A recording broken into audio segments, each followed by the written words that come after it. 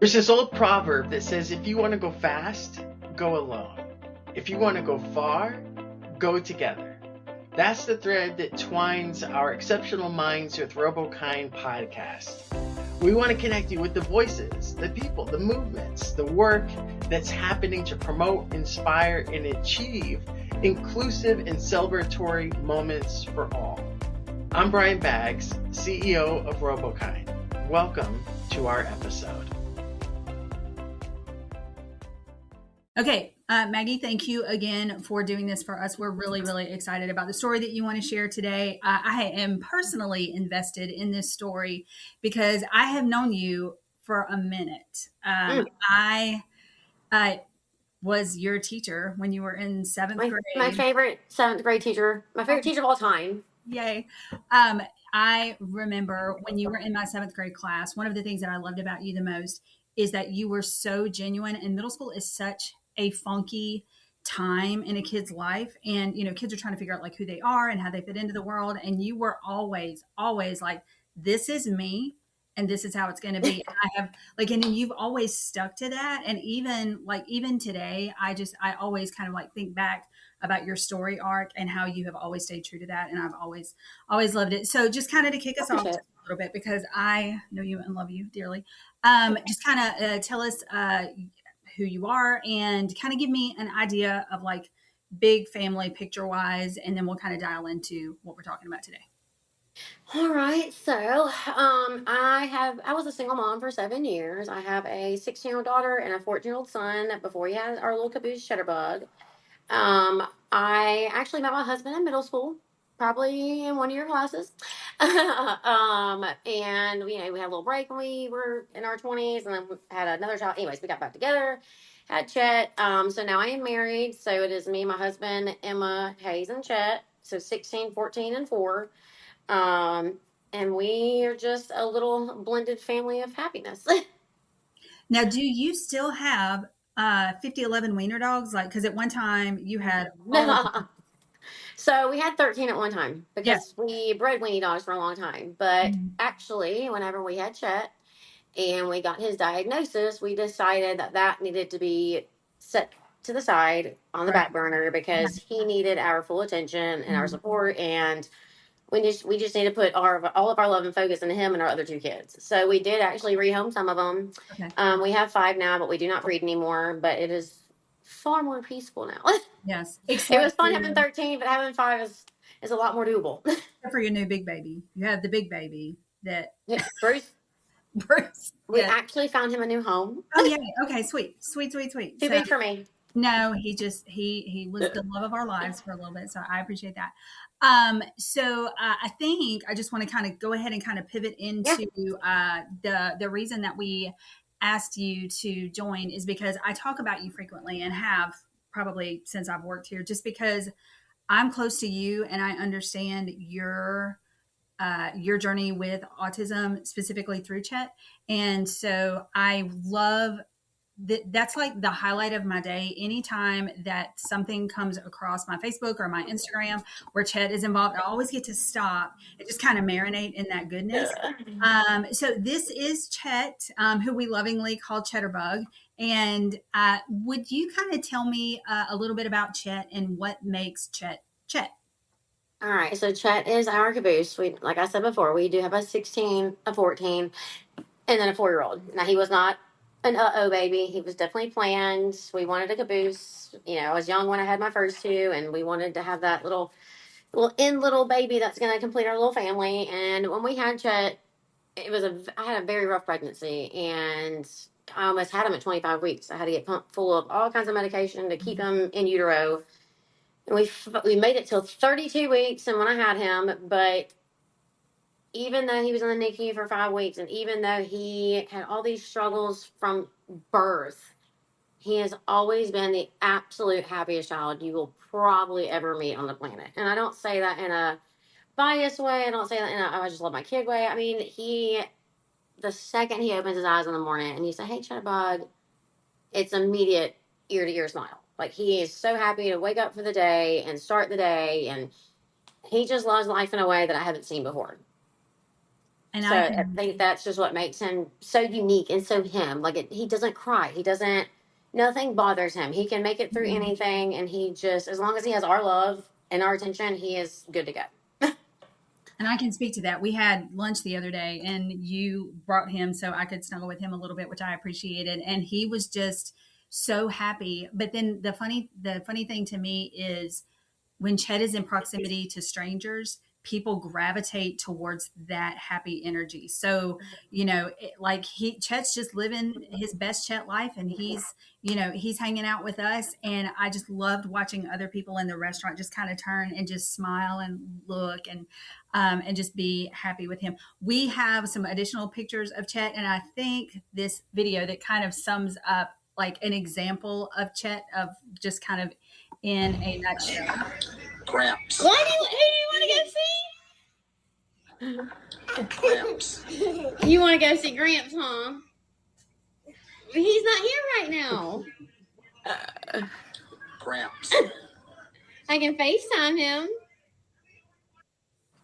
I love that. I think that's just so funny. He's got such a great relationship with your dad. Can you talk about that for just a second? Because I love that relationship. So, whenever Chet was about 2 years old, I decided I need to go back to work. And we put him in daycare. And he had always had a lot of struggles health wise. He had croup all the time. But when he started daycare, he was getting sick astronomically, like back to back to back, hospital stay after hospital stay after hospital stay. So, Dad finally, after it was Halloween of, I want to say 2023, and we had a week, we were in the hospital 3 times that month already. And my dad finally, he called me. He said, "We're not sending him back to daycare anymore. I'm going to keep him. I want to. I don't. For his health's sake, I'm going to keep him. My dad's retired, and my dad is a child whisperer. And when I tell you their bond is, it makes me tear up when I talk about it. But their bond is so thick. You can't tell that man anything about Chet. I mean that is his boy. That is his little buddy. Even recently, my dad's mother passed away, and he would call me while he was gone just to see videos of Chet and just to see Chet because it would just bring such a happiness to him. And my dad is all about an underdog story. I think he just truly understands Chet in a different way, and he just wants to help him succeed in so many aspects that he doesn't love him more. He just loves him different. And their bond is just like a soulmate bond. Like they are just two peas in a pod. You could never break that between them. And I love it. I love everything that you post about that. So in thinking about Chet, like we love this smile and what he brings, to the world. What are some things that he loves right now that makes you smile every day? So, as everyone knows, because I have a big presence on Facebook and whatnot, but he is absolutely obsessed with letters. And he will literally wake up, and the moment he wakes up and he is able to function and get out of his bed, he goes immediately to his little table in our den to his letters and spells the word ice cream every single morning. Ice cream immediately, which I don't know why, because he doesn't even like ice cream, but that is his word. And he spells it every morning. And it's even to the point where, like, he would get upset if he couldn't figure out how to get all these letters in his hand to take them to school in the morning. Because when I say, Chet, it's time to go bye-bye in the morning, he gets so upset because he just wants to stay right there and keep spelling. Like, it is just, it's what he thrives to do. It's just his way of communicating, his way of feeling seen. He knows he's going to get that immediate high five pounded that he just thrives for every single day. And you just get this smile, and he just loves it. And that's literally the only thing he cares about. And that's going to be a big part of the things that we're going to talk about later on, because it is probably my favorite storyline that I've ever heard, and we're going to get to that. If somebody meets Chet for the first time, like what is it that you hope that they notice about him? So I know a lot of people would probably think my answer would be something about autism, but because, like I said, I have a large presence on Facebook, and I've always, people have followed me for so long due to me breeding dachshunds and whatnot. And then while breeding dachshunds, Chet was intertwined in that story, and everyone got so involved with him. You would think that would be part of my answer, but it's not. Because people already know that, that's not what I want them to see. I want them to see when they meet him that he has this infectious smile. And I know when they say infants, they don't, like when they smile when they're newborns, it's just gas smiles, but that is not true. Even though Chet was in the NICU, he has had the same wide open mouth smile since he was 10 days old. Mm-hmm. And his smile just says, I mean, I'm about to tear up. His smile just says so much about him. Mm-hmm. He's been through so many struggles and so many trials and tribulations, and even in utero, he's had so many things that should knock him down, and he has never let him. He, I mean it from the time he wakes up to the time he goes to bed, he is full smiles. Yeah. And I just want people to understand, like, he's so happy. Like, Mm-hmm. he doesn't see struggles. He doesn't realize he's been through all this. He is just happy. He just loves life. And that's just, and That's I want him to make other people smile through his smile, Like, yeah. I know y'all know he's autistic. We all know that. Like, I have such a big presence, but y'all need to see beyond that and just see how happy he is through all this, And basically take some of Chet and apply Chet, like Chetisms, Chetisms, like into the world. Like, no matter what kind of comes at us or what life throws at us, like how do we put our best Chet self forward? Right. So whenever you first got Chet's autism diagnosis, can you kind of take me back to what that felt like for you? So through his diagnosis, I've met a lot of moms who it's been their first child who has autism. So it's very hard for them to accept and to come to terms with it and to be okay with it. But fortunately for me, Chet is our caboose. So I taught for 5 years before I even had my second child. So I had Emma, and then I taught for 5 years. I had Chet. I had Hayes, and then I had Chet. So I had 5 years of teaching at K through sixth grade and seeing how early intervention makes such a massive difference. Mm-hmm. And then, yes, my daughter is neurotypical, but through Chet, she has also discovered that she's probably got autism. But my middle son, he is dyslexic and ADHD. So I actually, when I found out he was dyslexic, I did two semesters towards a dyslexia therapy master's degree, and I was actually the one who got to do his therapy with him through his dyslexia. And actually, I didn't follow through on master's because he overcame it so much. But I think due to having a neurodivergent child already and being a teacher for 5 years, and I myself have ADHD and Tourette's, so it was just far more easy for me to be accepting of it from the get-go. Mm-hmm.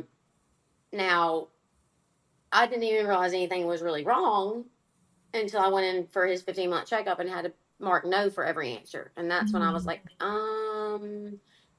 something's up. But we had been through so much trauma through my pregnancy and him being premature, and we just weren't processing milestones and what. We were just happy he was on this earth and healthy. So we didn't think about it.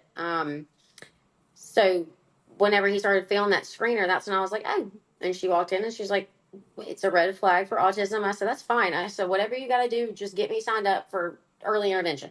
Mm-hmm. But I truly feel as though because I taught and because I have a child and because I also have my own diagnoses, that it was just far more easier for me to accept it and to be okay with it and to be understanding of it. Mm-hmm. So it wasn't really difficult for me. I never had that guilt or that emotional, like, why me or why this happened to him. I just thought, okay, well, this is what we got. This is what we're going to do. We're going to do this to help him and just going to level with him throughout his whole life. Right. So rock with it, because that's just like, that's just one more thing to add to your family dynamic. Yeah. Is there anything specific that you wish that someone had told you initially, like back in the beginning, around that first part of the diagnosis? So me growing up, me being autism wasn't a thing. Autism wasn't a talked about.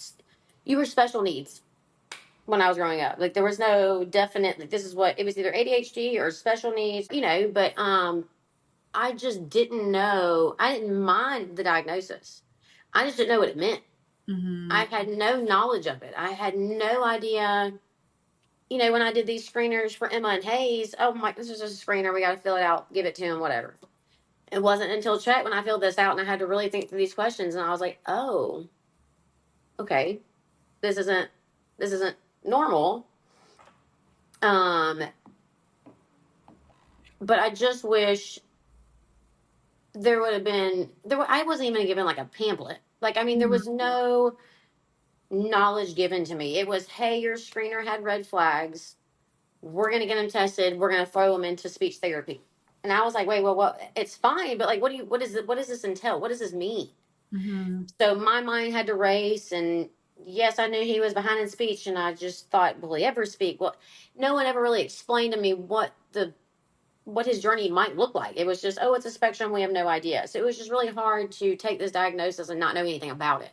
It Mm. wasn't the diagnosis that hurt my heart. It was, I don't know enough to help my son. I'm not educated enough in this field and know enough about this diagnosis to help him. So not only did I have to learn, but he had to learn with me. So this has been a learning journey for both of us, because I want to help him as much as humanly possible to make sure he succeeds in any way possible that he can. Mhm. But when you get that diagnosis, that you just get the diagnosis. That's it. This is what's going on. There you go. But it's not like take these steps, do that. It was just you really had to research and figure it out all on your own, and it was really hard. Mm. So it sounds like Um, there's a real big gap there, like yeah, between, like, here's your diagnosis. yeah, Now what do I do?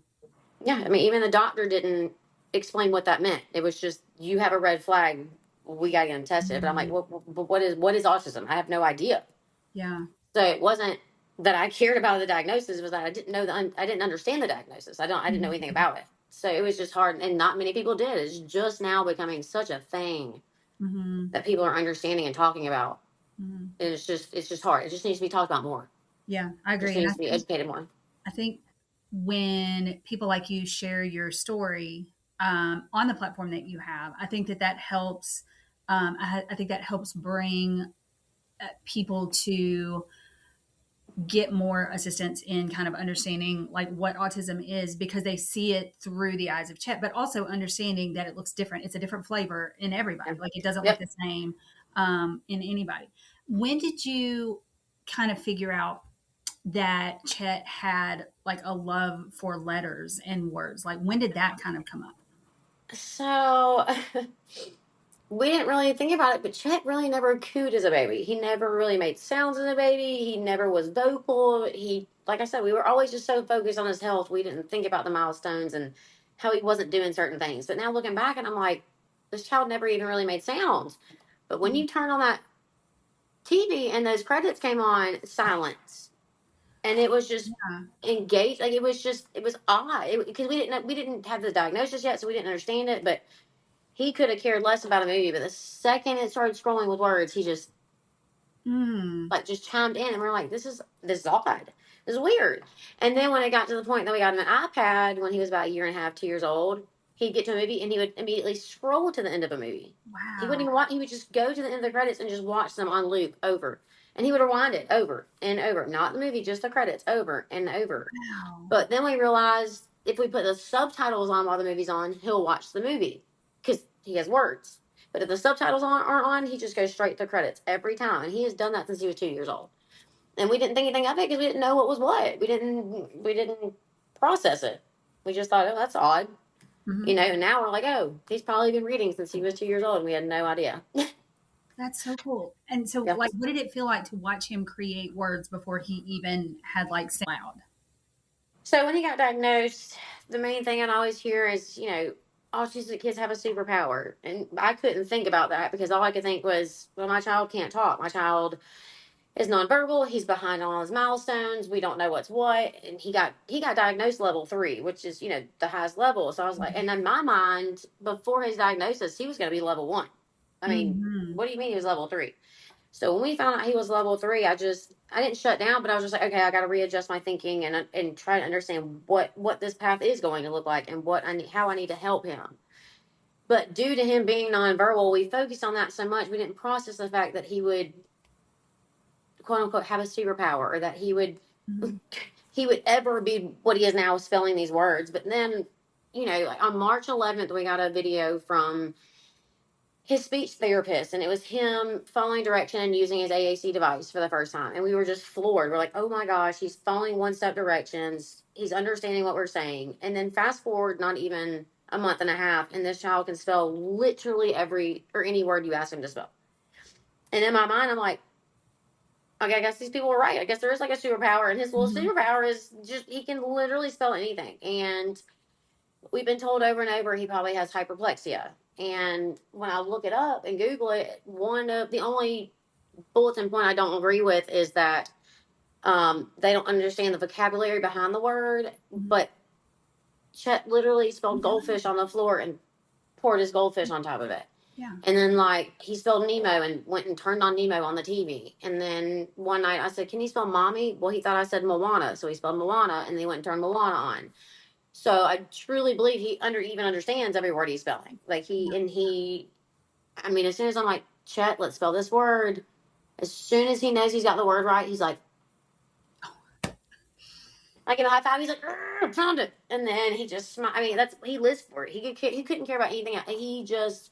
He lives for that high five and pound it, and that just his parents being happy that he achieved a goal, and it's just so heartwarming. But I just never saw this coming, because when you find out your kid is autistic and nonverbal, you're like, well, is he going to understand? Is he if he Mm. can't talk? And I think that's another thing we really had to truly understand was he might not be able to vocalize, but he understands everything we are saying. Just Mhm. because he can't talk does not mean he doesn't understand. And Yeah. that's something we really had to wrap our heads around was just because he can't speak doesn't mean he's, illiterate. He Mhm. understands everything we're saying. Mhm. He wasn't repeating it back to us, but even now he's starting to say words. But it just blows my mind that his little thing is just spelling. He just loves it. Yeah. So kind of to that point, like what has Chet taught you about communication? This one's gonna make me tear up. So with having a 16 and 14-year-old who have always been verbal. I mean, Emma was my firstborn. She followed all her milestones correctly. And then I had Hayes. He achieved all his milestones so early. I mean, he Mhm. could tell me at 8 months old what every animal said. I mean, he was walking at 8 months old. He was talking. He was so advanced in a different way than Chet. He was advanced Mhm. vocally. And my biggest thing with my kids is saying and hearing "I love you." I just my kids are my world, and I have to say "I love you" at least like 50 times a day. Like they get Mhm. so sick of it, and I just have to hear it. Like if my kids were ever to say "I hate you," I think I would just crawl in a hole and cry. And I've told them that. Like they've never said that. They know like love is my like I just need to know I love you and you love me. But with Chet, like when I first found out he was autistic, the only thing that hurt my heart was knowing I might not hear "I love you" from this child. And I don't Mhm. know how I will wrap my head around that, because hearing that is what makes me thrive as a mother. Like knowing they love me and them knowing I love them to my core. But with him, no words are needed. Mhm. He's just the most affectionate.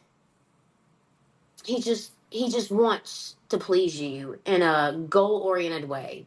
He knows we're rooting for him. So when he achieves a goal and comes to us with that smile on his face that he just wants his mom's high five and pound it, that is his "I love you." And that's all I need from him. Like, and when he wakes up in the morning, I say, "Hey, Bug," and he just tired as all get out, doesn't want to move, but eyes closed and just ear from ear smiling. And he's just taught me that words are words, but actions are far stronger. And he's just the best little caboose we could ever ask for. He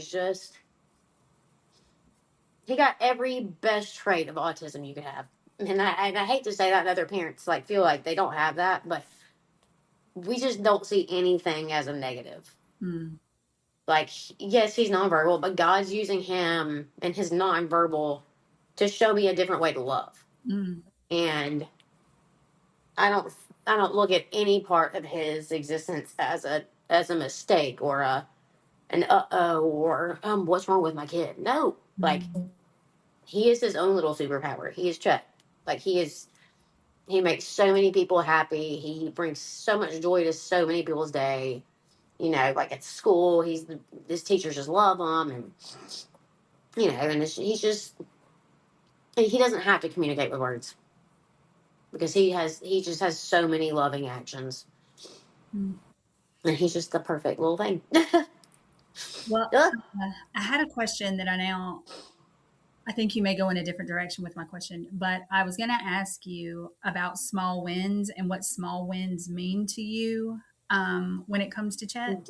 Yeah. So when people say small wins to us, and you can go to my Facebook and see all the posts about Chet, but small wins to others will never be small to us. No matter what goal Chet achieves, we make sure it is basically a party in this house. When he achieves a goal, we make it so exciting and we amplify it to such an extent that he is like, heck yeah, let me do that again. We just, you can't look at anything as a small win when your child is autistic and nonverbal. For them to be overcoming all these obstacles in life, and I don't know when he deals with it at school. Kids might pick on him. I don't know. He is with his autism, he is a little bit of a loner. I say, he's perfectly fine by himself. Now, if he were to get messed with, you would have no idea. But with that, he's not being celebrated by his friends, but he wants to achieve so much because he's celebrated by us. Because he knows everything is so astronomical for us that it's not a small win. It is a great win every day for us. Even if it's just a simple thing as like, hey, shut that door, and he does it. We're like, what? Because 3 months ago, he could not follow one-step directions. When he was two, we had his hearing checked 3 times before he even turned 2 years old because we thought he was deaf. Because he wouldn't answer his name. I could drop metal balls on the floor and he would not even acknowledge it. So from going to that to this, it's just night and day. It's just insane. So every win is a huge win. There is no small in this house with him. And even our other kids, yes, they're 10 and 12 years older than him. Mm-hmm. But even when they see, because I've been teaching him to say Emma and to say Hayes and say brother and sister and spell it. Mm-hmm. And yes, they have their own lives, but when they walk through the kitchen and Chet's like, Emma, in his own way, she's like, what? What? Even she stops in her tracks and she's like, oh my God. And she gets to celebrate that win with him. So it's never small. It's always big with us because he is our caboose. He gets that attention from us. He gets to have that one-on-one with us. We get to celebrate everything and we want to celebrate it. So he does keep achieving. If we were to call it small wins with him, we would not be where we are now. No. Because he thrives off of that just achievement. He just loves it. And I think my favorite version of that is something that happened recently that is not your typical like win, but we have just probably one of my favorite Chet stories to date. I don't know if anything will trump this for a bit, but you know what this slide is about. So if you want to kind of walk us through our favorite non-expected win that really, to me, after this happened, right? Like just exponential growth. Like I could not believe what this child was doing after this. Would never have believed that this would have triggered it. Yeah. So Patrick wasn't home one night. It was just me and Chet in the kitchen, just hanging out. And I was like, you know what? Let's just see if we can. He's been trying a little bit harder. At this time when this video was taken, he'd been trying a little bit harder to say more and more things, but not all the way. Just attempting them. And so we were in the kitchen this night, and I was just naming everything around us, and I was trying to get him to say it. I'm like, Chet, say this. Nothing. Chet, say snack. Nothing. Chet, say fridge. Nothing. Chet, say mom. Nothing. So I was like, I'm just going to be funny real fast and just see what happens. So I was like, Chet, say ass. And he said, ass. And I was like, and I even mentioned other not good words after that. Wouldn't say any of them. Mm-hmm. But I said, say that again. He'd say it again. Went to school the next day, saying it to his teacher and his assistant teacher. And they just cackled, texting me about it, sending me videos. And they were like, yeah, Chet, we love that you're talking now, but we can't say that at school.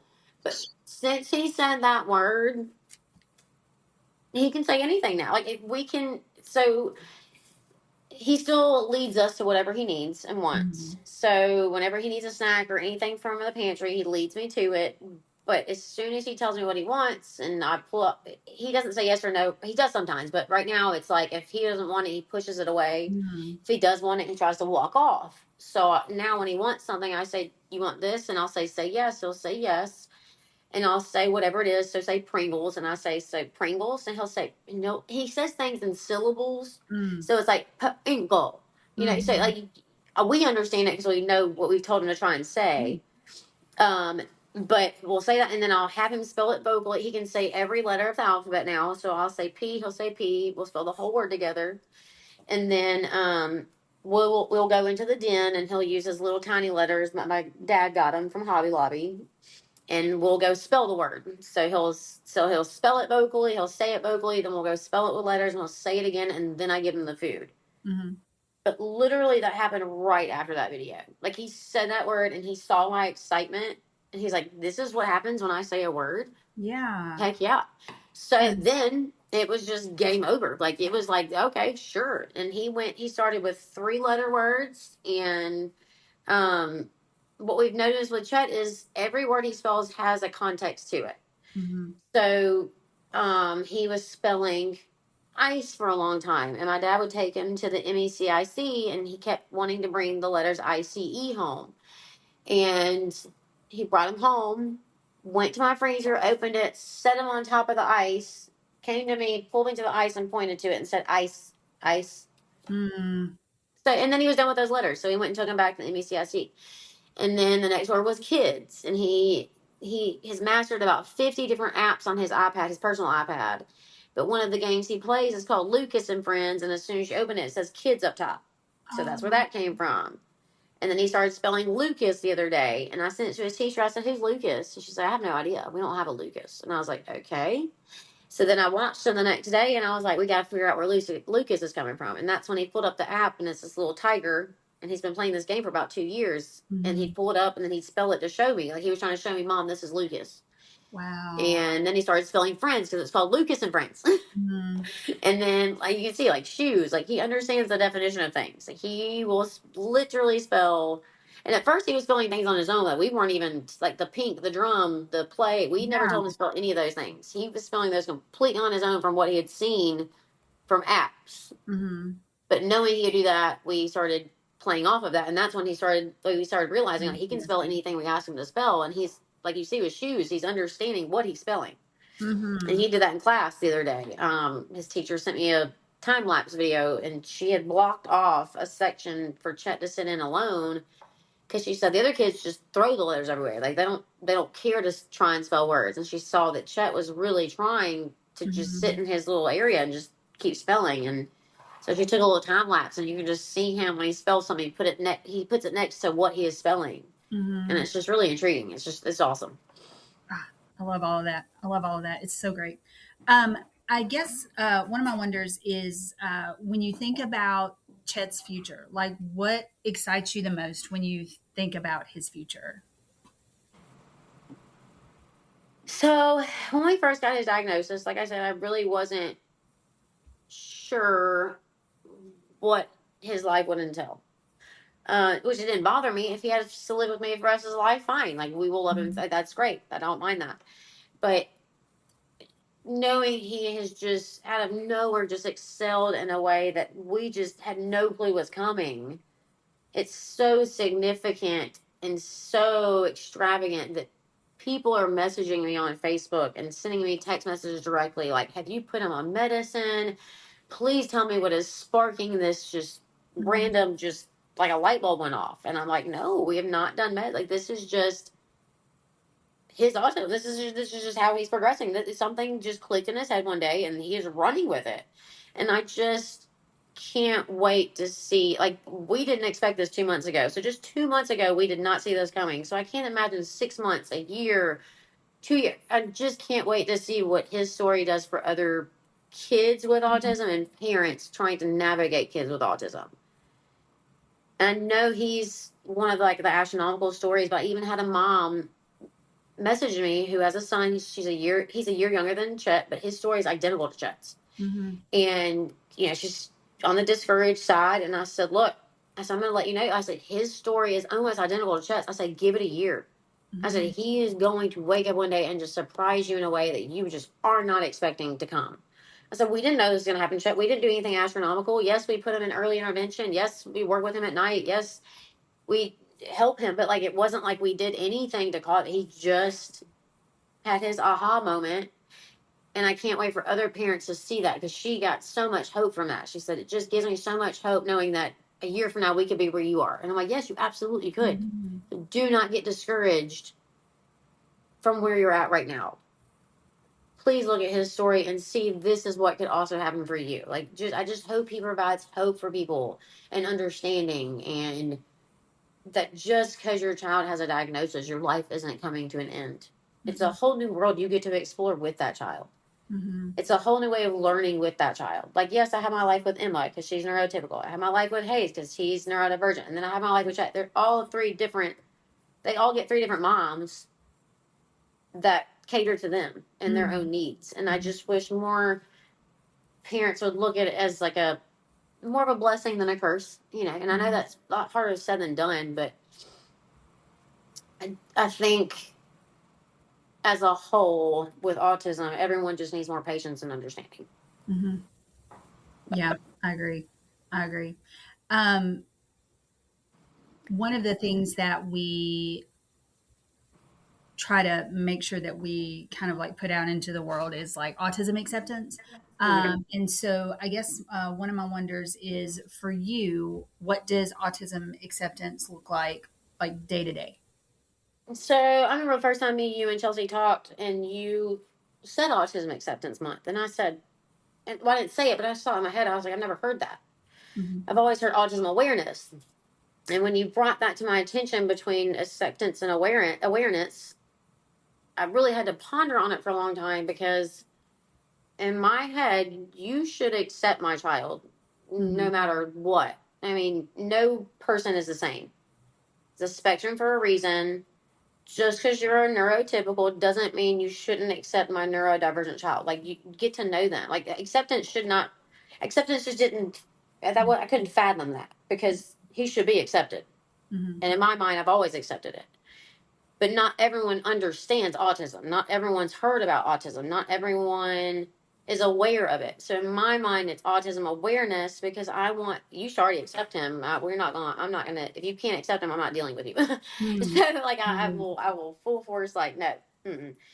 But awareness, I will help you understand autism until I'm blue in the face. You want to sit for hours and ask me every question known to man? Go for it. I will make sure you're aware and you understand. You will accept him, but not everyone is aware. Mm-hmm. So in my mind, we have to make people far more aware of what this is and what it entails, and that it is a spectrum, and that just because one person's autistic, a female autistic person is far more different than a male autistic person. Yeah, I've seen You know, that. so it is truly a spectrum, and I just, in my mind, like I said, you're going to accept my child. Like, that should not be that. I feel like dumbfounded by that. Like, if you don't accept my kid, then you don't need to be in our life. Because I think the way that you're wired is very similar to me. For humanity, like, acceptance is the floor. Yeah, like the floor. And so, what do you mean you don't accept him because he's different? I can't accept that. So everybody should be accepted for who they are as an individual. And I think what I'm hearing from you is acceptance is the minimum. That is the bare minimum. That's the floor. And you want to kind of make sure that people are aware of the fact that it's not a one size fits all. Like, it is, it looks different in everybody. And there's not, for you, there's not a lot of, there's not enough information about all the different ways that it can look in different people of all ages all over the place. I think is, well, I just think about growing up when we thought someone was weird or different. They were probably autistic, and we just didn't know what that was. We weren't aware. We had no knowledge, but they were just weird. They were just, and we didn't accept them because we weren't aware. So I feel like the awareness helps the acceptance. You know, like, if you knew more about it and you understood why this person is, like Chet, if he doesn't know you, he doesn't know a stranger. He'll come up to you and stare you dead in the face. Who are you? And he'll go, hey, he'll just smile at you, and then he'll just walk away. So if you're not aware of autism and you don't know what that looks like, you're gonna be like, why is this kid staring into my soul and then leaving? Like, Because he just wants to say, "Hey, well, I just want to check you out. I just want to see who you were," and he just leaves. Yeah. So yeah, I mean, if you're not aware of that, you have no idea what's going on, and it just looks Right. weird to you. Right. So I like that perspective a lot. I like it a lot. Even though that Chet is young and you talk to him a lot, like all the time, like we're always like talking to Chet and seeing what's going on and checking him out. If you could say something directly to Chet about who he is becoming through your eyes, what do you think you would say? with how he's taught me a different form of communication and just who he is as a child and how he has persevered, I would just tell him if he was able to understand, he's getting there, but if he was able to understand word for word what I was saying right now, I would just let him know how proud I was for how much he's achieved and how much he wants to achieve and how much I appreciate his love for life. Mm. And I just want him to understand that he has brought more to our life. I don't ever want him to grow up and be like, did y'all feel negative things when you found out I was autistic? No, like you brought a different love to our life that we didn't know we needed. You brought a completeness to us we didn't know we didn't know we were incomplete. And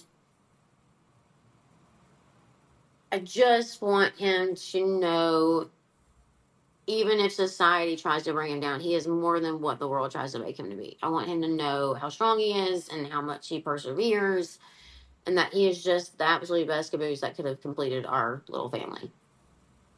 And that he's just going to excel and he's going to achieve so many things that we can't even fathom at this point. And it's really just opened my eyes the last couple of months with how much he's achieved that there's no stopping him at this point. Mm-hmm. And he's doing this because he wants to do it. It's not because we're trying to make him do it.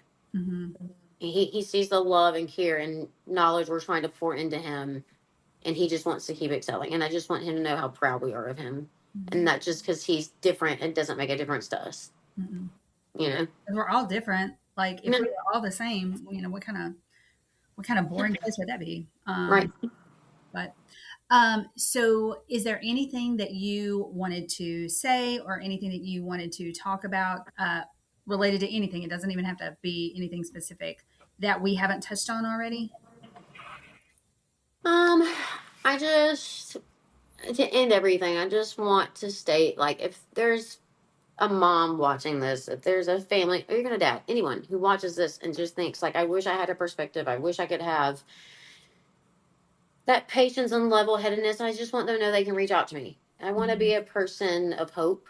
And I want Chet to be a person of hope. And I want people to know, like, we're here if you need someone to relate. We're here if you need someone just to talk to, like a mom who was just going to level with you. Mm-hmm. And I just want us to be a beacon of hope to people. And I think you do that a lot, just from an outsider. Because I think if I didn't know you personally, and I just like you were just, I hate to use the word influencer, but like you have No, that's influenced what a lot of people say. Yeah. more than you would know, in a lot of the stuff that that you put out there. I think that the way that you share things and what you share, and if nothing else, you are so raw and honest. I think that's my favorite. It's always been my favorite thing about you. There's never been a filter, like never been a filter, never been a filter. Nope. But I think that's because that's true to who you are. Yeah. That's been helpful through your journey and the stories that you share and what you're bringing to the world about Chet. I think that's going to be that beacon of hope. So I think Chet's going to be a beacon of hope because, like, now I have to pause sometimes and go, well, like, crap, what would Chet do, man? What would Chet do? I'm telling you. And we even think that, like, if we're having a bad day and we're complaining about something that's just so stupid, I'm like, Chet has every reason to be so bitter about this world. He's been in the hospital so many times. Like, was in the NICU for 5. He has literally every reason to be bitter and is never, like, he never cries. He has no reason to be. The only time he gets upset is if it's raining and he cannot go out in the pool. That's it. That's it. But, like, he doesn't even cry. He's just like, oh, and walks away. But he's just the happiest little soul. Yeah. He shouldn't be, but he is. Like, he's just the best kid. Yeah, that he is. That he is. Um, He levels us out. He brings us down when we're worked up. So yeah, yeah, and I can only imagine the pride and the joy that your older two feel like with these wins, because now yeah, they're part of the wins. So yeah. like we're talking about when Emma comes home and Chet can like call her name, and like he's getting to the point because your kids And are, she babysits him, so like oh that's my like her gosh, job your right kids are now. growing up faster than I am mentally prepared for. Um, Yep. but I love your family. I love you. I always have. But just the journey that you've been on, and just watching you grow in strength as a human, as a mother, as a woman, through all of the journeys that you've been through. And then I'm just so grateful that you share that with all of us. And I just can't think, I'm just I know, not just me personally, but like I think the world would be without if you didn't share these raw, honest things about what Chet is bringing to your lives every day. I think And it's funny you say that, actually, because I've actually had two people in the last like month. They're like, "Why do you share? Why do you share so much on Facebook? You should stop no, sharing so much." And I'm like, "No." And it's someone who doesn't. It's a coworker of mine. Like we haven't. She doesn't know my presence on Facebook. She doesn't mhm, understand. Like everyone has been following. Like even Patrick to this day, he's like, "Babe, I met someone today who follows you on Facebook. No idea who they are, but they knew all about us." And I'm like, yeah, "Sorry." Like, don't be sorry. but if I never want to be closed off. Like I need people to understand like you're not alone. Like Mhm, you're not going through this by yourself. mhm, We're all out here struggling, with our diagnosis in some way, shape, form, or fashion on this spectrum. And if people just need an outlet. So I just want people to understand I'm an open book. You can come talk to me. yeah. And I think it would be an injustice for you not to share all of it, because a lot of times people just put the good stuff out on social media, like Yeah. this is all the good stuff, but we don't want to talk about the bad stuff because we Yeah. worry about how we're going to be perceived. Yeah. But I think that you would be disingenuous to who you are, Yeah. didn't share everything. And it's such a helpful light to all of us when you share the good, the bad, and the ugly. And Yeah.